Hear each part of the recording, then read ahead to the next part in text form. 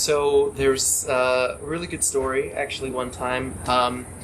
What ended up happening was that I was on this trip in the Balkans, and I met these two Germans in Montenegro, and they decided that they were going to be hitchhiking to Albania, and I was like, you know what? I was supposed to stay here another day, but I guess I'll just join them.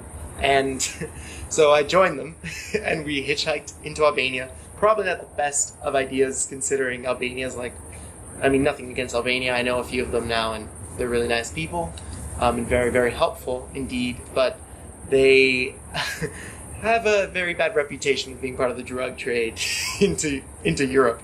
So maybe not the best idea, but absolutely an experience. You know, it took like 4 different rides to get there. Very different personalities. At the end, we were driven in by this old man who like gave us like wafer crackers and cigarettes, and of course we had to take them because we were trying to be nice. He somehow had an American passport, which I really didn't understand, but I mean, it was a very, very strange situation. Later on in that trip, actually, we would throw out to see some lakes, and this guy who was driving us there, it was just us in his van. It's kind of the system that they have there called Furgos, and we're in his van, and I'm there sitting in the front seat after he insisted that I come to the front seat. And the two Germans stayed in back, and he like pretty much pointed to the side of the the passenger door, and he told me to pull out this little flask, and I was like, okay. I pulled it out. I opened it for him, thinking he was gonna like take a swig, and then he's like, drink, and I was like, well, this could be poison.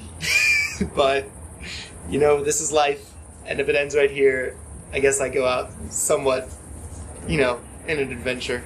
So I took a swig, passed it around to the Germans. Luckily, he took a swig at the end of the round. We did a whole another round, and it was 7 a.m., and it was a great time.